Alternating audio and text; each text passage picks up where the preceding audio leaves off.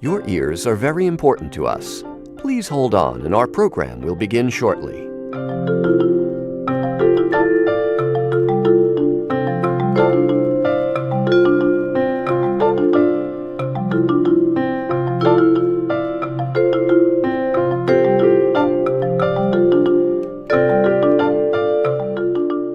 The Soundcheck podcast is coming up. Please continue to hold.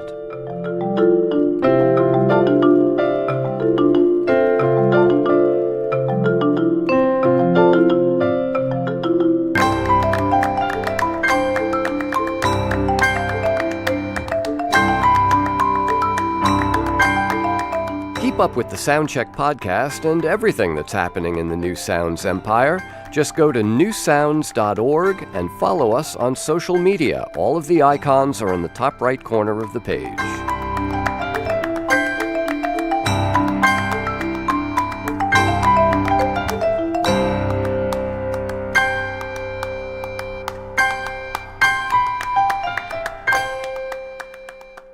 All of our other musicians are currently playing for other customers. Please stay with us, and someone will play for you in just a moment.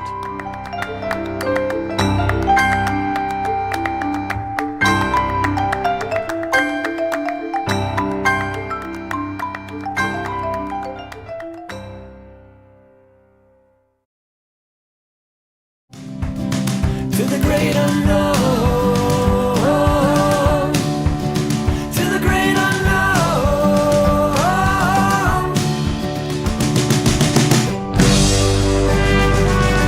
From newsounds.org, welcome to another edition of the Soundcheck Podcast, our live series of in-studio performances streaming on Facebook and YouTube. I'm John Schaefer. The band Cloud Cult makes an expansive, practically orchestral form of indie rock. The band is also one of the most visually attuned that we know of. They've done everything from performing with live painters to releasing an album that was also an otherwise silent film. Cloud Cult has also been regular visitors, or have been regular visitors, to our studio over the years, and we're pleased to have them back with us today. They're going to start us off with a song from their album and film called The Seeker. The tune is called No Hell.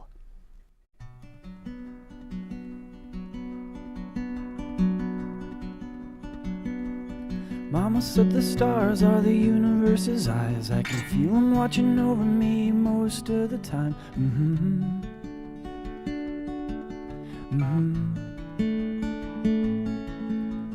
We grew up believing we could learn how to fly. We came from the earth, but we belong to the sky.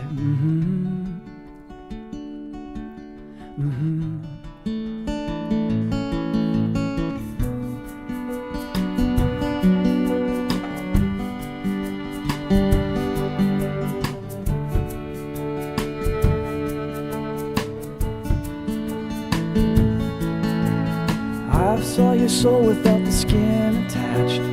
You've got the guts of a coyote pack.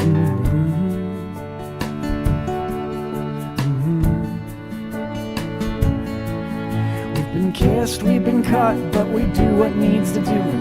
We're just rainbows, dreaming we're human.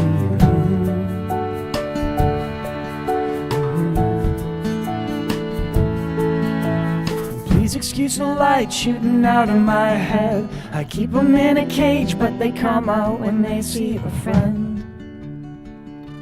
You must be a friend.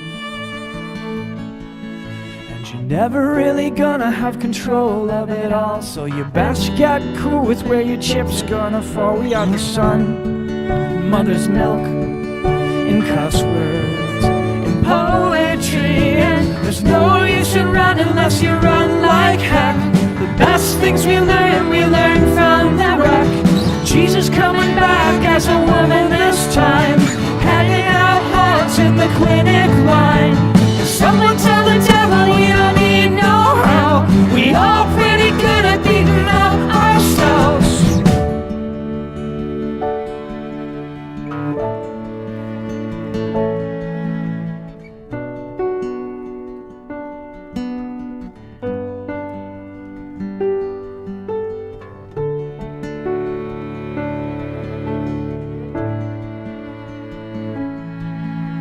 As kids we believe that the angels talk.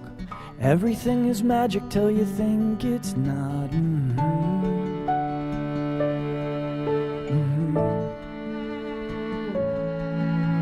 It's easy to be thankful for the things you've lost. It's guts to give thanks for the things you've lost.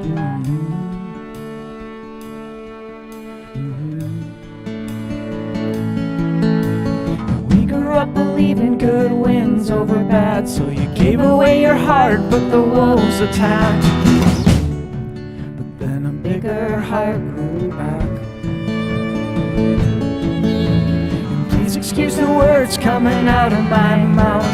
I'm a happy man, but there's some things I need to get out. I need to get out. There's no use in running unless you run like heck. The best things we learn from the wreck. Jesus coming back as a woman this time, handing out hugs in the clinic line.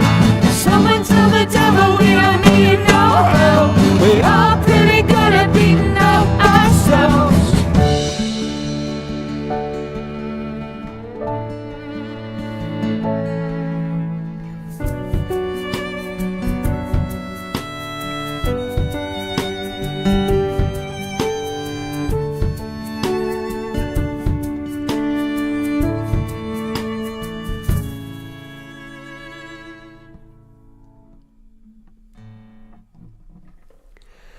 The band is Cloud Cult, and a live performance of their song No Hell, which originally appears in the film and album called The Seeker.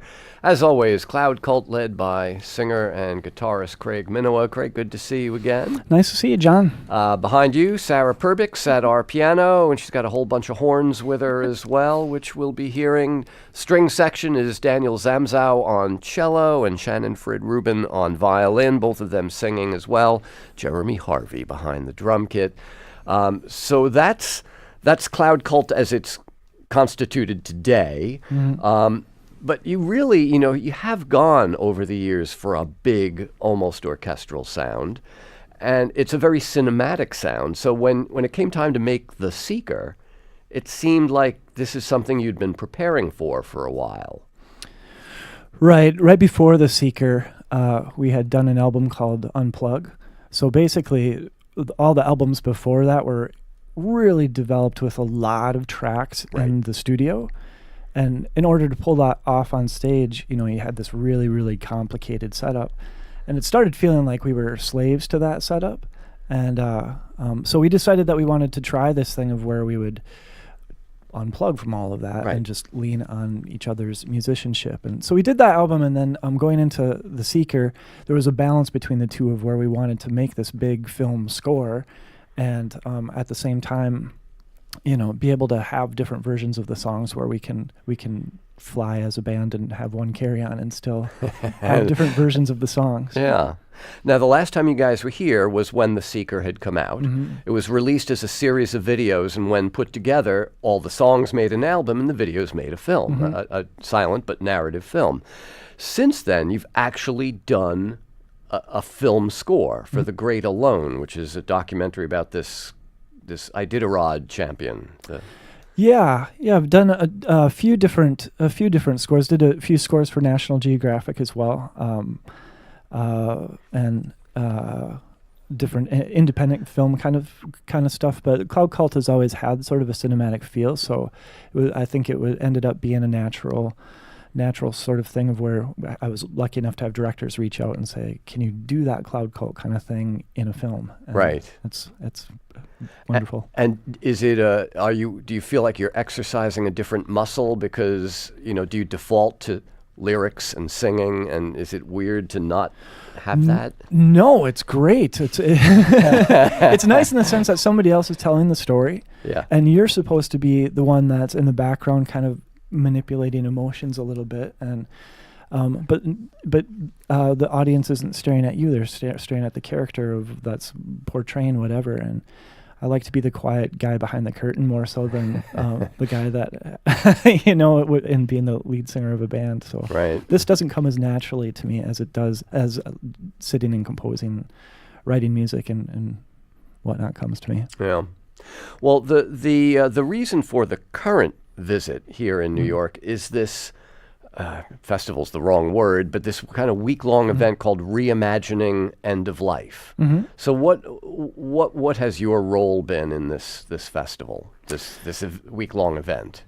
Yeah, they had an event like this in San Francisco back in January, and they called up and invited us out to be a part of that. And really, the event as a whole is to try and stimulate conversation about life, death, big picture issues, because it's getting to be something that's sort of taboo in our culture. Yeah. And that's an unhealthy thing because that is a part of who we are, and there are hard conversations to have about that, and there's really beautiful and inspiring conversations to have about that. So we initially did the San Francisco Reimagine, did a performance out there.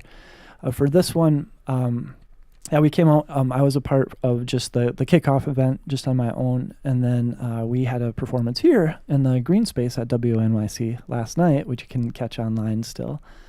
And I think it's a really beautiful connection, because we've always been a band that likes to talk about those kinds of issues of life, death, what is this God thing, what's purpose, or what's our purpose, why do I get to wake up today, all these things of how can I be a better person, and that's really what Reimagine is about as well. Somebody, I think it might even be someone associated with the festival, referred to it as the South by Southwest of death and dying. Oh, wow. Which was, I thought was, if you're going to go that route, go that route, have a sense of humor about it. Well, they had 350 events here over the course of this week in New York, and they vary from concerts to artists doing visual art to dance to straight up lectures, and just inspiring people to talk about it. Now, did they ask you, because Cloud Cult songs are, as you said, they tackle big issues. They're very there's a sense of uplift, but an acknowledgement of darkness as well. Or is it more, as past listeners to our show know, you and your wife Connie lost a son back in 2002, is that right? Yeah, I think the loss of Caden for us kind of stoked the flames of writing about that kind of content.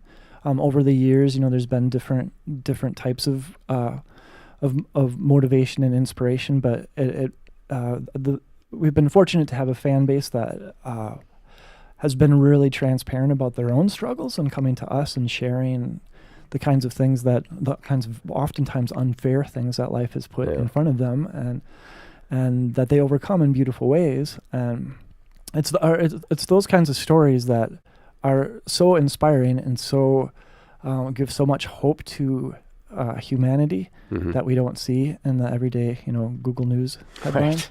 Right. But just a quick follow-up question to that. I mean, Caden was 2 years old when he passed away, and we have talked about this before. Do you get sick of being the guy talking about the son that he lost all those years ago? No, I think it's it's part of Caden's legacy. I still feel him with me when we're doing music. We've all of us have lost people since then, so there's other spirits in the room, that we like to invite along for the ride. And the music is really, it's always been an attempt to get yourself into a mindset of where you're thinning that veil between this living world and whatever that great unknown is over there. But on the level of quantum physics, things don't just turn off and disappear. Energy goes on, and there's so a lot of magical things and everything that's going on right now. So I actually just read this article about breathing, and that every single breath has as many molecules in it as there are stars in the universe. And so they've done it where they look at the climate, the atmospheric flow of the earth, and how molecules cycle through things. And they've worked out the math to the point that they've figured that like when Buddha had his moment of awakenment, enlightenment, and he breathed out, those molecules have dispersed, and every time that we breathe in at least one of those molecules. So I'm breathing that in right now. Yeah. A molecule of Buddha becoming enlightened, a molecule of Jesus dying on the cross, a molecule of my mom birthing me. You know, we're constantly regenerating that. I'm breathing a molecule of your mama birthing you, you know. Sorry. But, you know, so our son, there's a transition, but I'm breathing him in right now and cycling through. So funny to think of certain other people breathing in a little bit of Buddha as well. I'm thinking, it seems to be doing more for you than it is for some other folks. There's that. We're speaking with Craig Minowa, listening to music from the band Cloud Cult. The first song, as I mentioned, is from The Seeker, but this next song you're going to do is one that we have not heard before. Right. Yep. It's brand new. We saved it for your radio show. It's called Victor. Who is or was Victor? Victor was my dad, and it was interesting. Like I said, we performed in the Green Space last night, and that was the 1-year anniversary of my dad passing. And I was lucky enough to be bedside with him for the last few days. I mean, he was it was a slow movement downwards and outwards, but it was. After he passed, there wasn't anything else I wanted to write about, but our relationship was so mysterious and unresolved that it was really difficult to get to a point where I felt like I was in the right spot. And then there was one day where I just broke the vision of it before, and I felt like my dad would probably want something a little bit more. Down in the studio and was crying, and this song started to come out. We had a flavor to that, but yeah, it's a song to honor a beautiful man who brought me here. All right, let's hear the piece. The band is Cloud Cult. The song, a new one, is called Victor.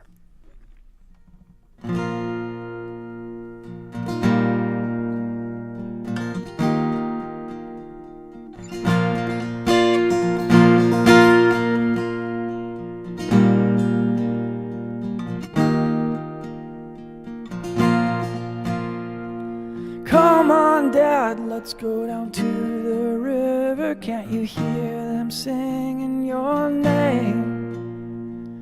You've been laying in this bed for months now, and it's hard to see you in pain.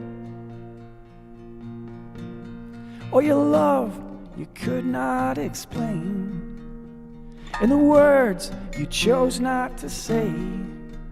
I can feel you slipping away.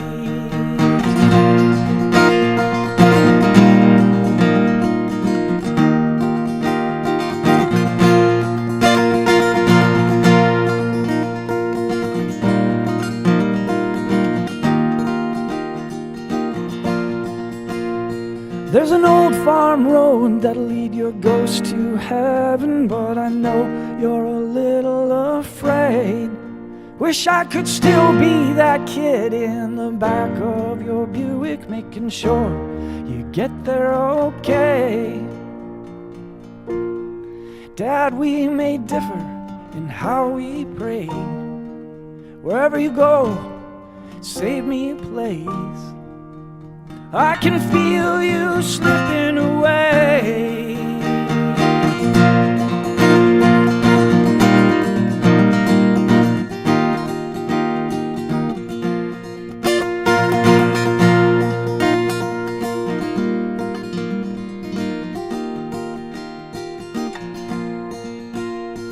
There's a cold, dark desk down in the corner of the basement where you worked your days away. I can never claim to know your story, but I love you just the same.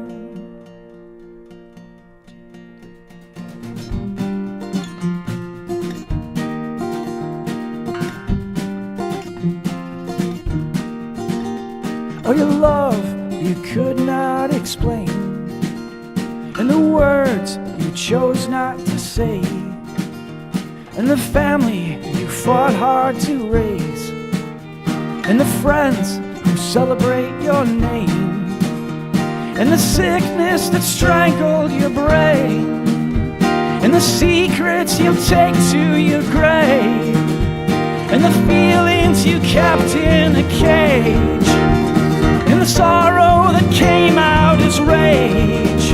I can feel you slipping away. I can feel you slipping away.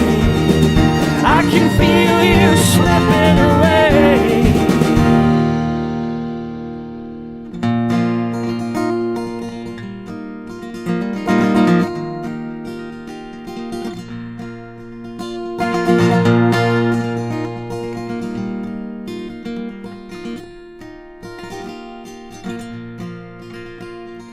Come on, Dad, let's go down to the river. Can't you hear them singing your name?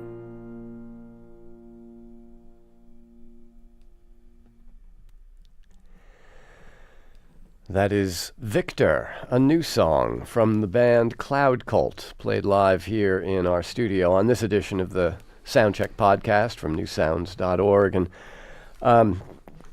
so, Craig, this obviously is a song that came from a very emotional place. It's still a new song. How long does it take you to kind of get to a place in your own head where you can perform the song without feeling too deeply the initial kind of rush that provoked it?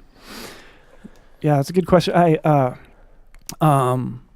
We did the first time we ever performed it live was actually with the Minnesota Orchestra. We were blessed to be able to play with them earlier this year, and it was so emotional that we just didn't play it at shows for quite a while, and I've wanted to play it just to honor him, and it kind of took meddling with the guitar part and stuff to bring it to a little bit of a spot that I can handle it emotionally. I am a believer in feeling as much as you can when you play, and so even songs that had a lot of emotion that were written 15 years ago, I think when we get to the spot that you're on stage and that becomes rote memory is where you retire the song for a while. And the authentic feeling that you have as in music while you're playing music is as important of an instrument as anything else that you're using. And that's what the music was there for in the first place. I think that's why humans started using music in the first place, was to get those mysterious feelings out. And there's things that we don't know how to put into words, but that we need to communicate with each other and communicate with ourselves. And I want to feel that song every time I play it. Yeah. And on a purely technical note, I don't think I've ever seen anybody put a capo quite so far up the neck of the guitar. I mean, you were really playing just a couple of inches of guitar there. I should probably watch more YouTube videos and learn how I should not do things. I don't know. So you mentioned playing with the Minnesota Orchestra, which goes back to what we were talking about earlier, the big sound, the cinematic sweep of a lot of Cloud Cult material. How much orchestral stuff have you done? Do you like it? As far as playing with the orchestra? Yeah. Yeah, we really liked it a lot. You couldn't help but be feeling in a place of complete honor and humility, or humbleness. Not humility. I guess maybe there's a little bit of that too. Yeah, but it works. Yeah, but yeah. So the charts are all worked up. Our booking agency is working with different orchestras around the country so that we can bring that show out there. And it's basically, it's a selection of Cloud Cult songs that have been arranged for a full orchestra, and we look forward to sharing that show. And so how is it to actually, I mean, I assume you probably, in writing a lot of these songs, had in your mind's ear a kind of big sound, which you create in the studio out of little groups of people, What is it like the first time you find yourself surrounded by an orchestra of 60 or 80 people playing your music? Oh, man. That's a super good question, because, there are songs like... off of older albums like When Water Comes to Life, of where all the orchestration is. Like, I thought, well, I would like a flute here. So you're using emulated instruments on keyboards, and you're adding all those different things in. But to turn around and say that flute player is playing, what I did 10 years ago, or the harpist is doing this, oh man, I melted all over the place as we all did. Very nice.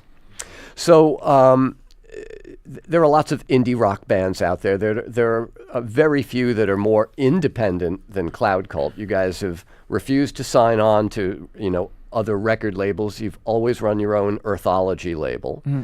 And that label, it's like recycled products, profits going to various environmental causes and stuff. Mm-hmm. What's the current project for on the Earthology side?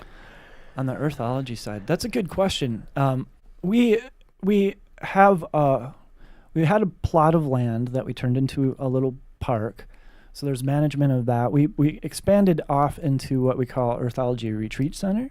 So we're building on that, of where we have acreage and building cabins and trying to provide a retreat space for multiple different reasons. As far as the actual nonprofit work goes through Earthology, we want to shift more into the climate change work. But to be completely honest, like, we had all this work going on when we were in Minnesota through the nonprofit, and then we started having babies, and the paying jobs and being a good parent and good husband and good wife. Like, Connie and I, we're spread pretty thin. So yeah. the nonprofit has taken a little breather for the moment. And you're no longer in Minnesota. No, we moved down to the driftless region of Wisconsin, which was awesome. I had an interview earlier today, and I think the question was, now you're from, what was it, Idaho or Montana, North Dakota? Or it's like, for me, I realized all those states are the same. Yeah. Oh no, we're we live in Wisconsin right now. It's this beautiful little town called Viroqua, and it's kind of this back to Lander haven in a really progressive way. So there's all these people that have moved there from big cities like New York and Chicago, LA, Minneapolis, and so it's really neat to have, you're in this small town out in the middle of nowhere, and you go across the street to your neighbor who's trying to figure out how to do maple syruping for the first time because they just moved there from LA, Yeah. But it's remote and isolated and great place to raise a family. Oh. And that's where the recording studio is now, and that's where The Seeker was born in its entirety. These guys would all come together, and we'd just mash our brains together until we couldn't mash anymore.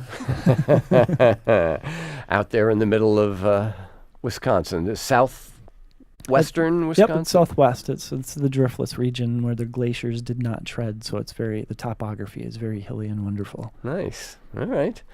You have another song to play for us, and this one actually does go back more than 10 years. Mm-hmm. The Deaf Girls song. Mm-hmm. I have always loved this image of the deaf girl singing a silent song, mm-hmm. and even though it's silent, you can't help but hum along. Mm-hmm. Where does an image like that come from? The inspiration.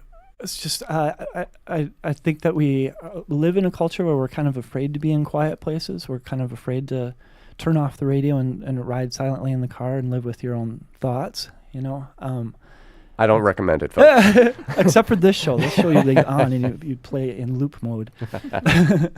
But yeah, there's so much medicine in just being quiet. So that there was an idea of a song being made, like I said earlier, that the energy and emotion that you have in a song is as important as the song itself, and I've always felt like that. And we even have a song on the album of the Deaf Girls song that's 88 seconds of total silence, where we sat and we tried to just feel, which sounds super hippie-ish, but we sat and we just tried to feel over the microphones and recorded it. Mm-hmm. But so it's a concept of wondering what kind of change could happen if people had programmed silence in their days on a regular basis. All right, well, let's fill a couple of minutes of silence with the Deaf Girls song. It's a live performance once again from the band Cloud Cult.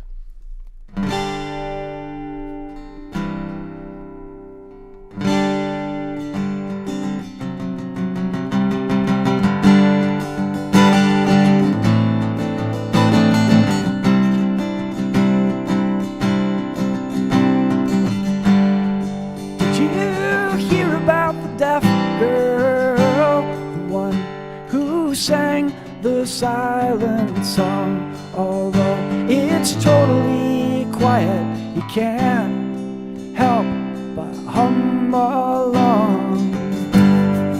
Did you hear about the deaf girl, the one who wrote the silent CD? Although there's nothing to hear, I swear that there are things to be seen. She'll make the world stand still. She'll make the world stand still. And someone sing us a song that makes us feel like raspberries in the middle of June when the garden's just getting going. And someone sing us a song that makes us feel like the coolest kid on the first day of school. You're as big as you're gonna get, but you're still growing.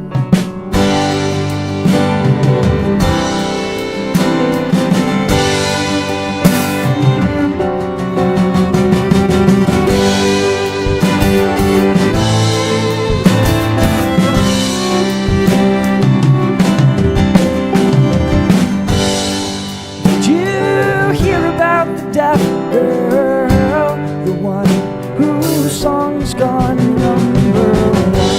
3 minutes of silence on the radio is the best day gift for everyone.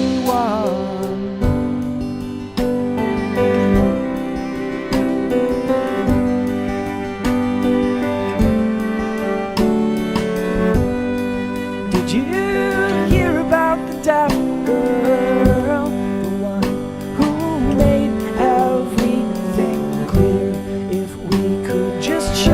For a second, my darling, my dear, you might actually hear. She made the world stand still. She made the world stand still. And someone sang us a song that makes us feel like the dead are breathing. Birthday balloons, and they blow and they blow and they blow. And someone sing us a song that makes us feel like the 4th of July and New Year's Eve are making love in the snow. Uh-oh, uh-oh.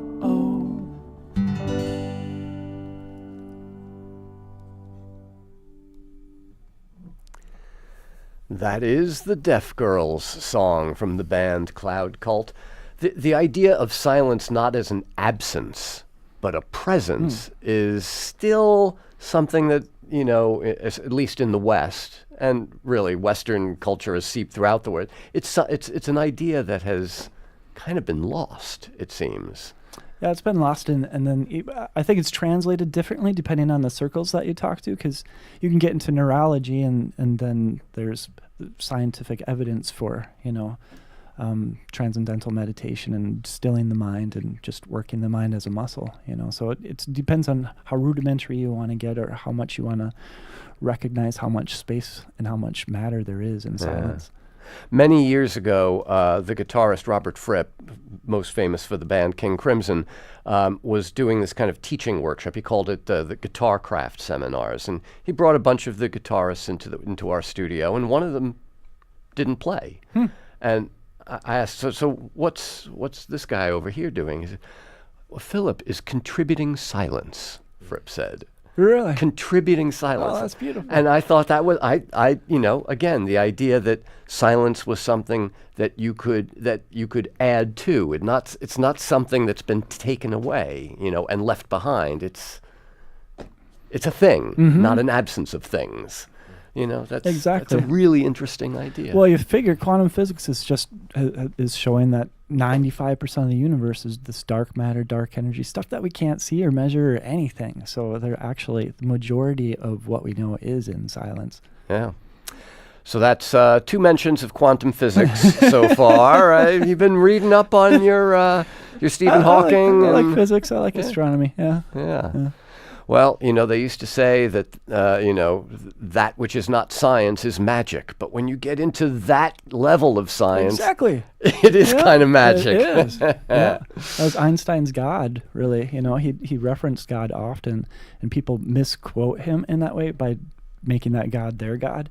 But he was finding God in all the mysteries of science and the awe of the universe.